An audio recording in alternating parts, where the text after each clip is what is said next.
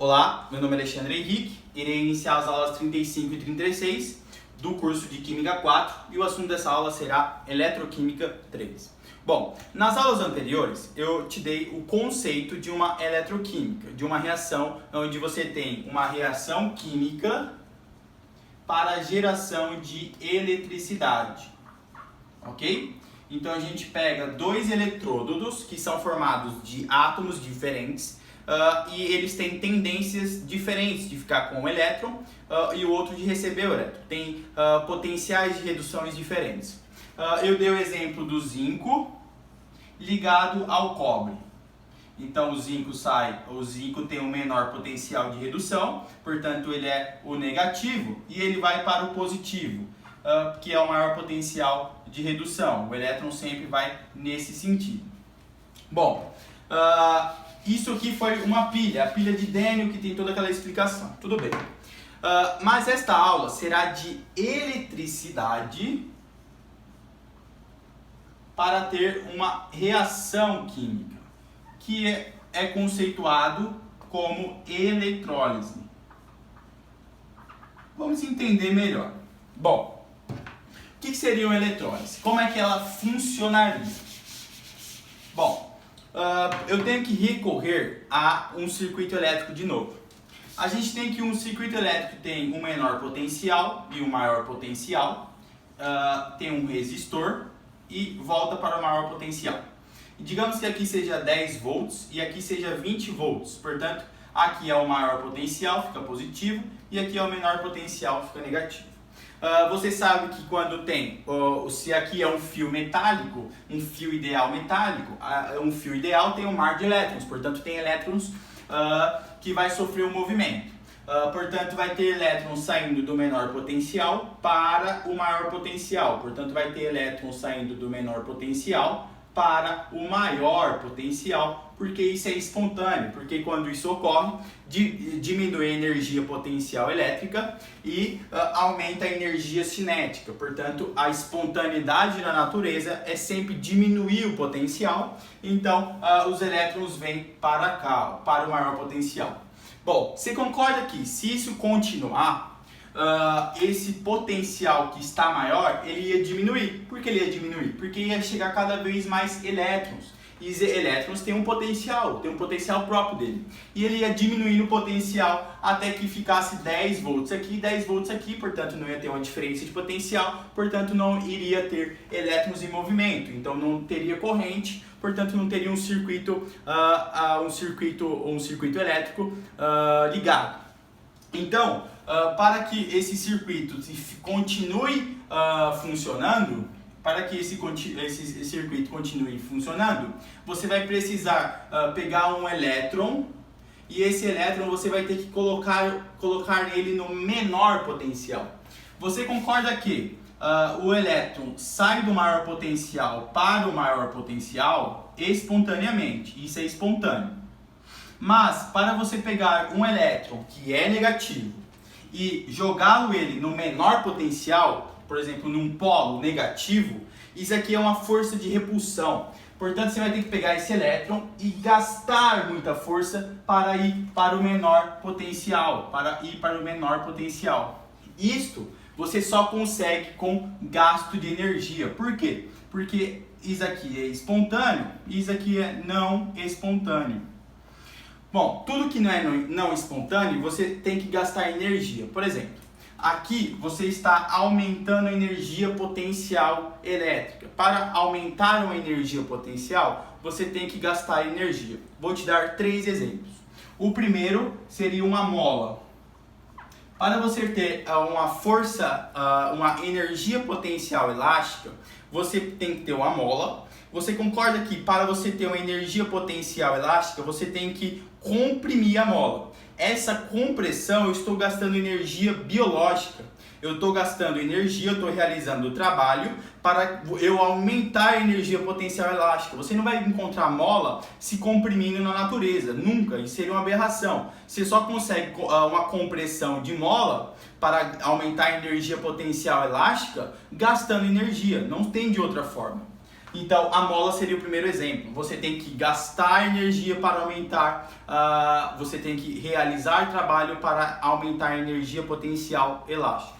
Um segundo exemplo seria aumentar a energia potencial gravitacional. Por exemplo, quando você vai no Beach Packer, você tem as escadas para você ganhar uma altitude e depois descer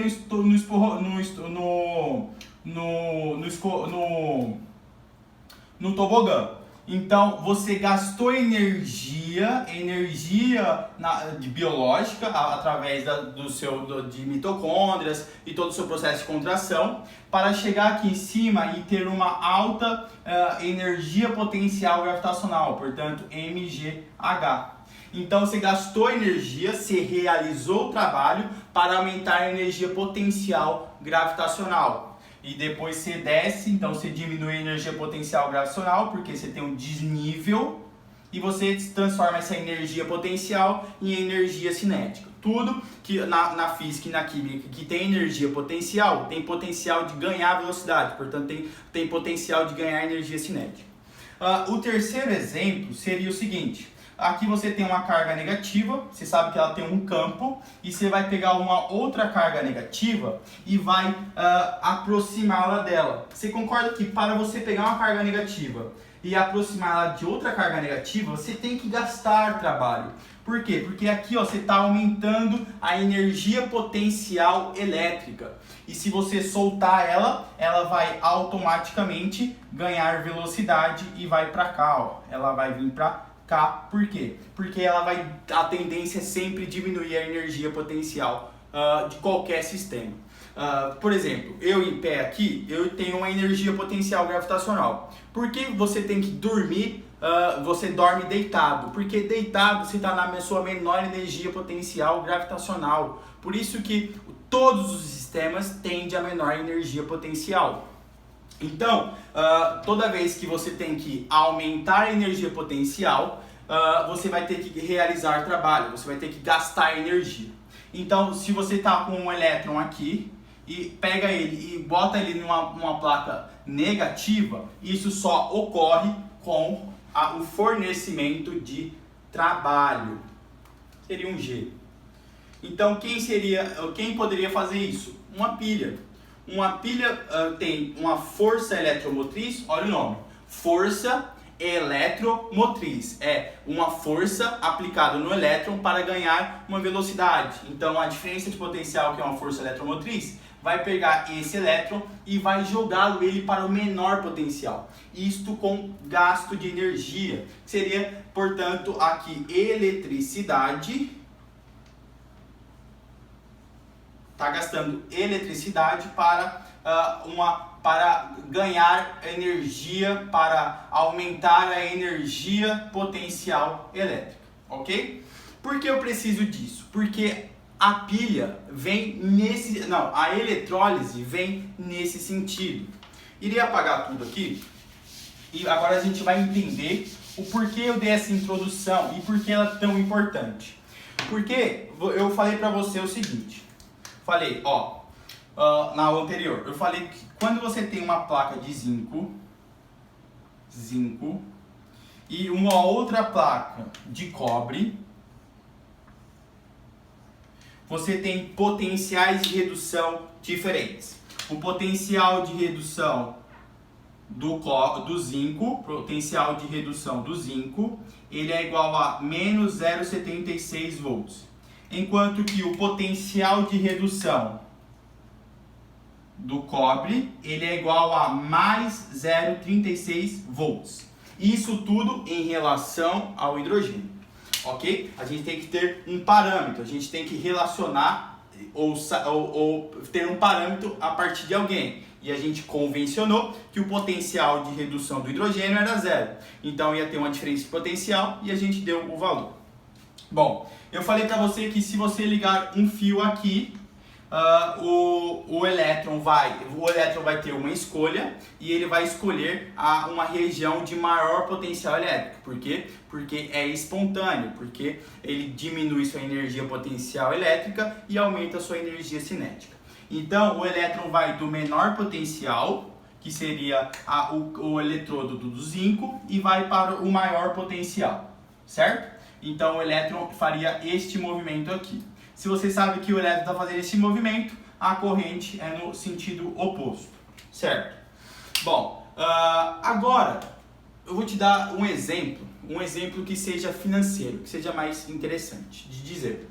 Você concorda que quando você tinha aqui esse movimento espontâneo, você tinha, ele estava imerso dentro de uma solução de sulfato de cobre e sulfato de zinco. Então o cobre que estava iônico, ele acabava ficando metálico, porque ele pegava esses elétrons do zinco. Então o cobre estaria aqui, ó. O cobre estaria aqui. Cada vez mais tinha cobre metálico, enquanto que o zinco iria corroendo, ok? Então, agora eu vou te dar o exemplo econômico. Digamos que a gente está numa fase do mundo em que o cobre é um metal muito valioso. Então, esta reação seria perfeita. Por quê? Porque se o cobre é muito valioso, você tem o seguinte: o cobre vale R$100, enquanto que o zinco vale 10. Se a gente fizer esse processo espontaneamente, você não vai ter nem que gastar energia, você vai ter um lucro de, ele é 20, aqui é 100, você vai ter um lucro de R$80. Então, em algum determinado, tipo, hoje, então o cobre é muito valioso. Aí você faria esse processo. Mas digamos que amanhã todo mundo faria esse processo, portanto ia ter uma oferta muito grande, o custo ia diminuir. Então o cobre se tornaria muito barato. Aí um grande fornecedor de zinco acaba, sei lá, tem a sua mineração diminuída porque acabou, então diminuiu a oferta, acabou que o zinco se tornou muito caro. Então, você não quer mais que o zinco, por exemplo, sendo R$100 e o cobre agora sendo R$10. Você não quer corroer uma coisa de R$100 para ganhar R$10. Então, você pensaria em fazer o oposto. Ó. Você pensaria em fazer o cobre perdendo elétrons, portanto, o cobre perdendo elétrons, para que o zinco aumentasse a quantidade de zinco metálico e diminuísse a quantidade de cobre. Por quê? Porque seria lucrativo, você ia ganhar R$80 nisso. Mas olha o que eu estou falando. Eu estou falando que o elétron, ele vai do maior potencial elétrico para o menor potencial elétrico. Isso só ocorre com gasto de energia. Aqui que vem a eletrólise. Por quê? Se a gente quer zinco e a gente sabe que por espontaneidade o elétron sempre vai do menor potencial para o maior potencial, e o zinco tem esse potencial de redução, ele não altera, isso é uma propriedade da natureza, foi Deus que fez assim. Agora você quer que o elétron saia do maior potencial e vá para o menor potencial. Você quer fazer isso, ó. Você quer sair do maior potencial e chegar no maior potencial e chegar no menor potencial. Isso só ocorre com o trabalho, só ocorre colocando uma força eletromotriz. Então, você tem que colocar aqui, ó, trabalho, você tem que colocar uma diferença de potencial para que o elétron saia do maior potencial e vá para o menor potencial. Isso só ocorre com gasto de energia. Portanto, você está fazendo um processo de eletricidade para que o elétron saia do maior potencial e vá para o menor potencial. Portanto, você está aumentando a energia potencial elétrica. Então, você está usando a eletricidade para que o elétron fique nas ligações químicas metálicas, ligações metálicas do zinco. Se aumenta essas ligações, portanto, você está fazendo eletricidade e um processo químico. Então, aqui a gente se encontra na eletrólise. Então, de cara, você já sabe que a eletrólise, ela precisa gastar energia. Por quê? Porque ela faz um processo não espontâneo. Ela pega um elétron da região de maior potencial e vai para uma região de menor potencial. Portanto, isso só ocorre com gasto de energia. Isso seria para você aumentar a quantidade de zincos cobre. Então o zinco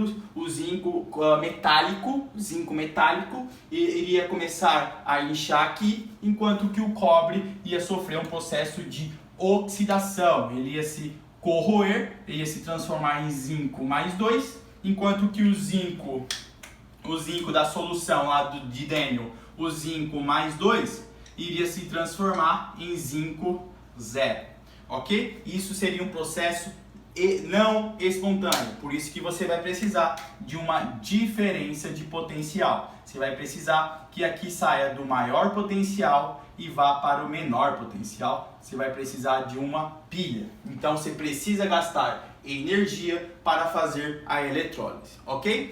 Então o sentido da eletrólise é justamente querer que aqui tenha um átomo valioso ou um material valioso, um metal valioso, e que sofra um processo não espontâneo, em que ele tenha um menor potencial de redução. Bom, explicado isso e tendo toda a relação com energia potencial, por isso que a gente volta muito na física aqui, na química de eletroquímica. A gente precisa muito da física para entender isso de potencial. Bom, agora explicado isso e explicado como que a eletrólise funciona, é gastando energia para pegar um elétron de uma região de maior potencial e jogá-lo ele para o menor potencial. Portanto, tem que gastar energia, tem que realizar trabalho para que isso ocorra. Isso é eletrólise. Um conceito bem simples de eletrólise que poderia cair em qualquer prova. O que define eletrólise? É o gasto de energia para que o elétron saia do maior potencial e vá para o menor potencial e ponto final. Então, vamos montar agora, explicado isso e explicado para que serve a eletrólise, para que serviria a eletrólise? Justamente para uma questão financeira. A gente usa muito a eletrólise para a questão financeira, para conseguir metais que sejam da família 1A, 2A, 3A, que a gente consiga metais, os metais que a gente consiga ele metálico, na forma de inox 0. Então a gente usa a eletrólise para conseguir metais que geralmente têm um baixo potencial de redução. Então vamos montar uma máquina perfeita para eletrólise. E, portanto, vamos montar uma máquina de eletrólise.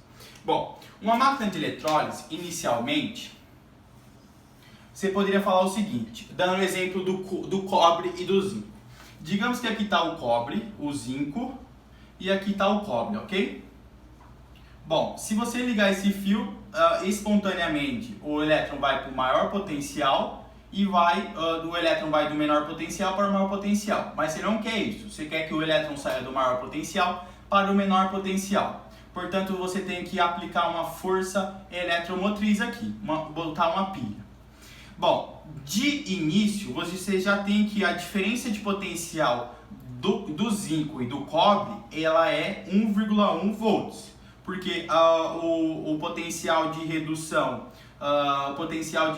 do zinco ele é menos 0,76 volts, enquanto que o potencial de redução do cobre ele é mais 0,34 volts. Então a diferença de potencial aqui é 1,1 volts. Isso já é na espontaneidade. Para que você faça que o elétron saia do maior potencial e vá para o menor potencial, você vai ter que vencer esta diferença de potencial. Portanto, você vai ter que botar uma força eletromotriz aqui, que é igual a diferença de potencial, de 1,5 volts.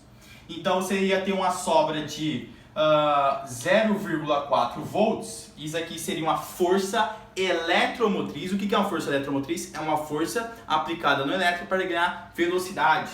Portanto, ia ter uma força uma força eletromotriz resultante de 0,4 volts.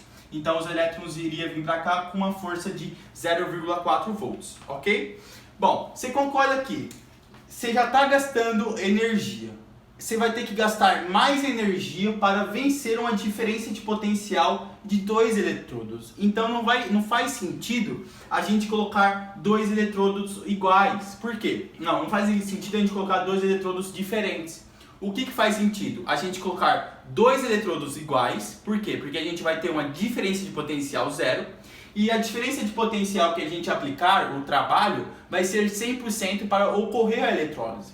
Então, o que faz sentido na eletrólise, montando uma máquina perfeita, é colocar dois eletrodos que seja iguais. Para quê? Para não ter uma diferença de potencial.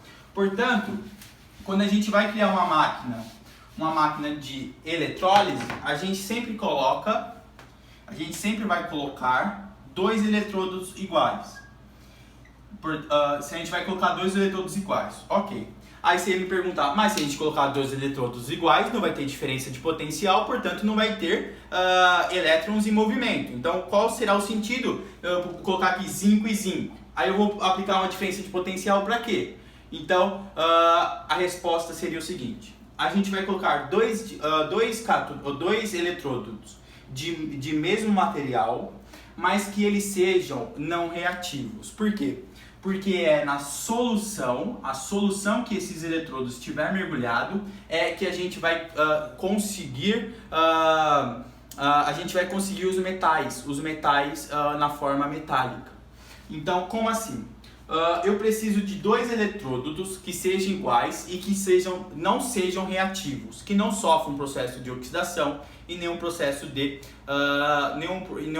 redução. Quem são eles? São os metais nobres. A platina, o ouro, a prata. Então, como o ouro é muito claro, a gente coloca aqui a platina. Ok, coloquei a platina. Então eu vou ligar esses dois e não vai ocorrer nada. Por quê? Porque não tem diferença de potencial. Bom, aí eu vou lá e faço o seguinte. A gente está montando uma máquina de eletrólise. Aí eu vou lá e falo o seguinte: bom, se a gente mergulhar esses dois em uma solução, por exemplo, uma solução de sulfato de cobre, uma solução de sulfato de zinco, você concorda que essa solução vai ter... você concorda que se você colocar um cátion e um ânion aqui, colocar um cátion e um ânion por conta própria, se você aplicar uma diferença de potencial, esses dois que não são dois metais nobres, eles não vão sofrer o processo de oxidação e nem de redução. E quem iria sofrer? Quem iria sofrer seria quem está na solução. Então, aqui a gente divide a eletrólise em dois tipos. A eletrólise ela é dividida na eletrólise ígnea, que é quando você tem um sal fundido, que sofre um processo de fusão, e aqui você tem a eletrólise aquosa.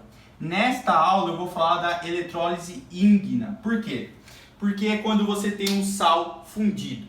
Bom, como é que você faz isso? De modo geral, você vai ter que ter um elemento aqui, um elemento X. Esse elemento X, ele tem que ser um ânion. Por que um ânion? Porque quando você tiver uma diferença de potencial aqui, uma pilha, aqui vai ser o lado positivo e aqui vai ser o lado negativo, certo? Então o elétron vai sair do lado positivo e vai para o menor potencial elétrico. Isso aqui é não espontâneo, porque você tem que ter uma pilha aqui, você tem que ter um gasto de energia. Então o elétron saía de X, passaria pelo fio e o elemento Y aqui, ó, pegaria esse elétron, ok? Digamos que, vamos fazer agora esta reação.